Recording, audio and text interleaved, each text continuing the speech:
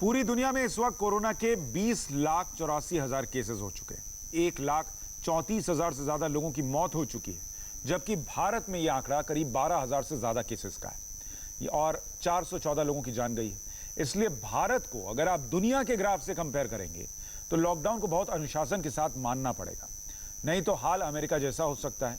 America जिसे super power माना जाता है, बड़े बड़े अस्पताल, हाईटेक टेक्नोलॉजी, वहां अब एक राज्य का ऐसा हाल हो गया है कि खाने के लिए लाइन लगनी शुरू हो गई है।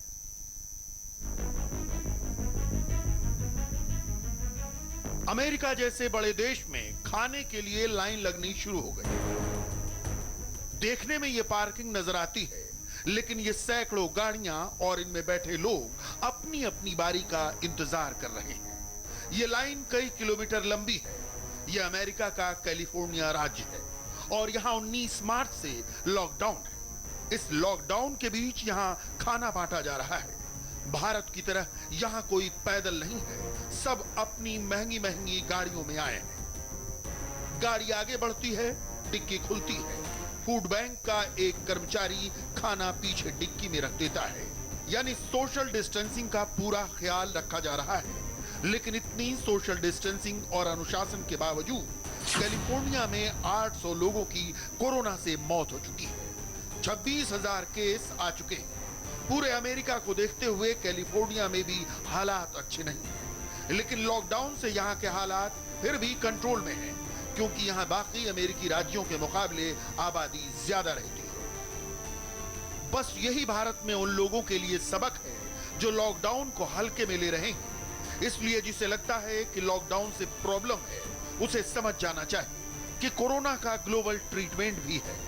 लॉकडाउन पर भारत सरकार भी नई गाइडलाइंस जारी करेगी ताकि देश बंद रहने की हालत में भी चलता रहे।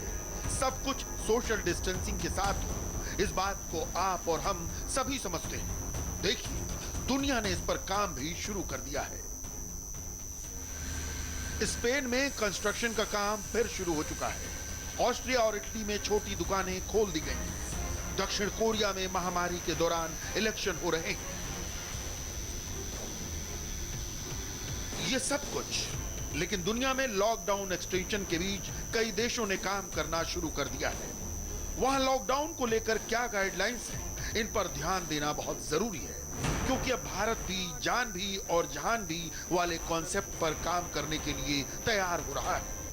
पहले देखते हैं लॉकडाउन का वर्ल्ड स्टेटस क्या है, यानी भारत के साथ दुनिया का कौन कौन सा हिस्सा टोटल लॉकडाउन वाली हालत में है।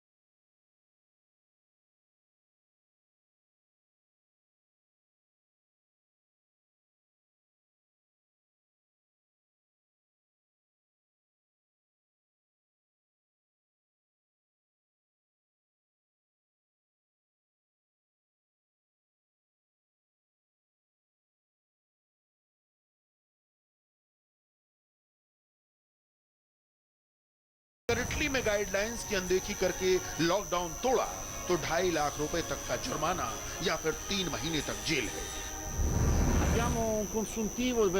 कल तक हमने 21,000 से ज्यादा लोगों को लॉकडाउन तोड़ते हुए पकड़ा है। रोम और आसपास के जो इलाके हैं, यहाँ तो हमने 930 लोगों का चालान किया है। इन लोगों ने सरकार की लगाई पाबंदियों का उल्लंघन किया था। इटली के बाद यूरोप में कोरोना का एक और एपिसेंटर स्पेन है। अब इस महामारी के खिलाफ वहां बेहतर काम हो रहा है। नए केस कम हुए हैं, रोज हो रही मौत की तादाद भी कम हो रही है। 14 मार्च को स्पेन बंद किया गया था। लॉकडाउन 26 अप्रैल तक बढ़ाया गया। दुनिया के अमीर देशों में से एक स्पेन फिर से अपनी अर्थव्यवस्था पर ध्यान दे रहा है। स्पेन क्या क्या कर रहा है, ये दिखाने से पहले आपको स्पेन की राजधानी मैड्रिड से एक दिलचस्प तस्वीर दिखाते हैं।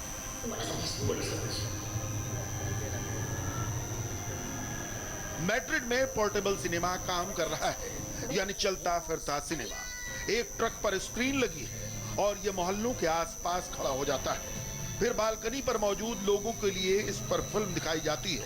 ऐसा स्पेन के 21 जिलों में हो रहा है। ये अच्छा है, लेकिन मुझे नहीं लगता कि इससे बहुत ज़्यादा फ़ायदा होगा। आप देखिए, उधर उस इमारत में 3 घर हैं, इधर भी 3 घर हैं। यहाँ ये लोग बालकनी में खड़े होकर देख रहे हैं। यहाँ ऐसे ही हर ब्लॉक में करीब 12 लोग रहते हैं।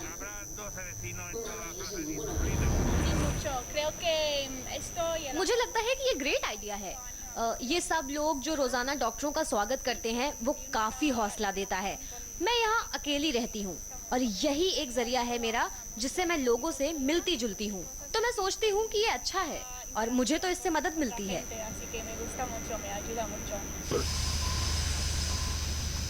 इस लॉकडाउन के बीच स्पेन ने बेहतर होते हालात को देखते हुए फैक्ट्रियों और कंस्ट्रक्शन साइट पर काम शुरू कर दिया है। क्रेन और बुलडोजर काम पर लग चुके हैं। जिन बिल्डिंग्स पर काम अधूरा था, वहां फिर से मजदूर काम करने लगे हैं।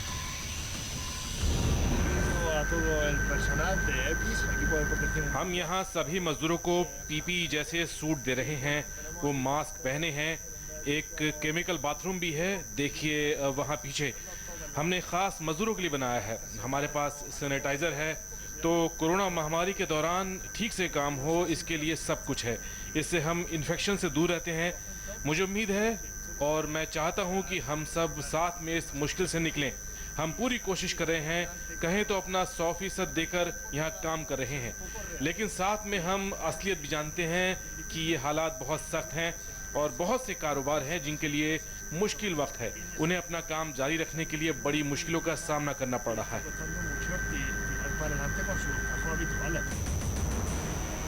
स्पेन में मेट्रो चल रही है, बसें भी चल रही हैं, लेकिन ये उन लोगों के लिए हैं जो फैक्ट्रियों में काम कर रहे हैं। मैड्रिड में मेट्रो स्टेशन पर भीड़ न के बराबर है। चुनिंदा लोग आ रहे हैं। ये स्पेन की अर्थव्यवस्था को फिर से पटरी पर लाने की कोशिश है, लेकिन इसका यह मतलब नहीं कि स्पेन खोल दिया गया है। करीब 5 करोड़ की आबादी वाले स्पेन में लॉकडाउन बरकरार है। स्कूल, कॉलेज और गैर जरूरी दुकानें बंद हैं, होटल बंद हैं और स्पेन के बॉर्डर अब भी सील हैं। लोग बाहर तभी जा सकते हैं जब उन्हें दवा या खाने का सामान खरीदना हो। लेकिन इटली की तरह यहां भी पुलिस हर चौराहे और नाके पर मौजूद है।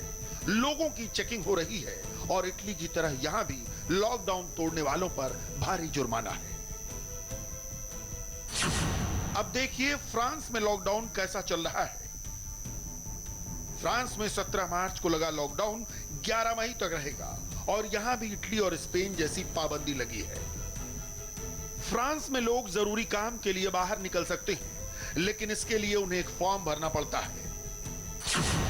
फ्रांस में लोग एक्सरसाइज करने के लिए 1 घंटे बाहर निकल सकते हैं। परिवार एक साथ बाहर टहलने निकल सकता है, लेकिन वो घर से 1 किलोमीटर के दायरे में रहेंगे। फ्रांस में लॉकडाउन तोड़ने पर 3 लाख रुपए का जुर्माना है या 6 महीने की जेल है। अब पूर्वी यूरोप के देश रोमानिया चलते हैं। रोमानिया में 16 मई तक लॉकडाउन बढ़ा दिया गया है। रोमानिया वो देश है जहां के लोग बड़ी तादाद में स्पेन और इटली में काम करते हैं और अब वहां कोरोना फैलने के बाद खतरा है कि रोमानिया में ये बड़े पैमाने पर फैल सकता है। हालांकि केस अभी भारत की तरह काबू में है, लेकिन यहाँ की सरकार पर ज्यादा टेस्टिंग न करने के आरोप भी लग रहे हैं।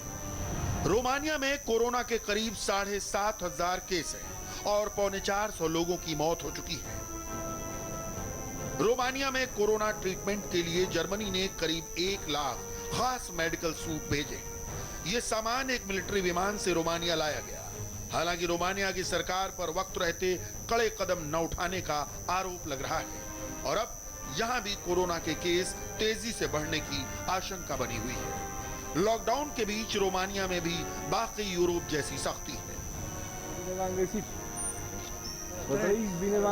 लॉकडाउन की वजह से यहां द्वितीय विश्व युद्ध में लड़ चुके पूर्व सैनिक कई दिन से खाना नहीं पा रहे थे। अब उनके लिए रोमानियन आर्मी रोज खाना भेज रही है। हमने यान बोनिका के बारे में सोचा। जब से उनकी पत्नी की मौत हुई है उन्हें ठीक से खाना नहीं मिल रहा है। अब हम उनके लिए रोज यहाँ पर खाना लेकर आते हैं।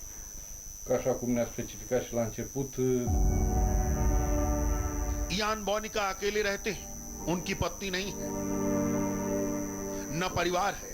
रोमानिया में बोनिका जैसे सैकड़ों पूर्व सैनिकों का इसी तरह ख्याल रखा जा रहा है। ये बहुत मुश्किल का वक्त है। पूरी दुनिया में लोगों की जान जा रही है। सही कहूँ तो ये युद्ध से भी बुरा वक्त है, क्योंकि लोग अपने घर में बंद हैं और जो सैनिक हैं वो शहरों में तैनात होकर उनका ख्याल रख रहे हैं ताकि जो आम लोग हैं वो खैरियत से रहें और जो वायरस की वजह से मुश्किल है उससे बचें, उससे उनकी जान ना जाए। ये एक तबाही है जिसे बहुत ही गंभीरता से लेना चाहिए। मैं नहीं जानता कि इस वायरस से कैसे छुटकारा मिलेगा। अभी तो लोग काफी परेशान हैं।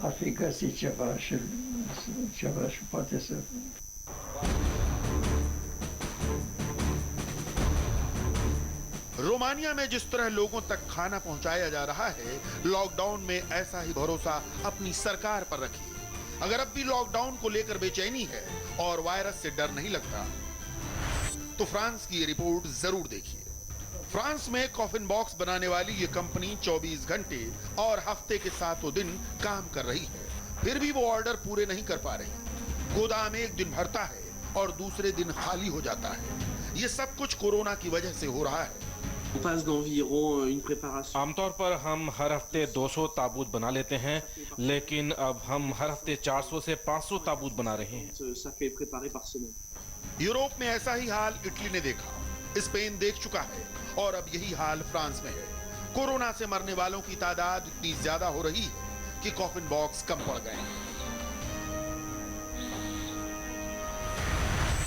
फ्रांस में कोरोना के करीब 1.5 लाख केस हैं। 16,000 लोगों की मौत हो चुकी है। लॉकडाउन 11 मई तक है।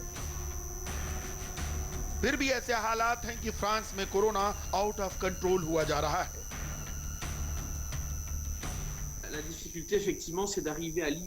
हमारे लिए अब लोगों को सही वक्त पर ताबूत की डिलीवरी करना मुश्किल हो रहा है।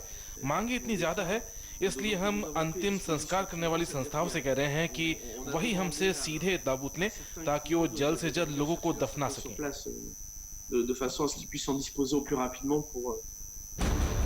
यूरोप की ये खबरें हमेशा बेचैन कर देती हैं। इन्हें देखते हुए भारत बेहतर हालत में है। भारत में लॉकडाउन को लेकर काफी नरमी है, इसलिए अच्छा रहेगा अगर भारत में लॉकडाउन की इज्जत की जाए। फिलहाल कोरोना के खिलाफ यही कारगर रास्ता है। आने वाले दिन बेहतर होंगे, यही उम्मीद है, क्योंकि लॉकडाउन को लेकर सरकार भी नई गाइडलाइंस जारी करेगी।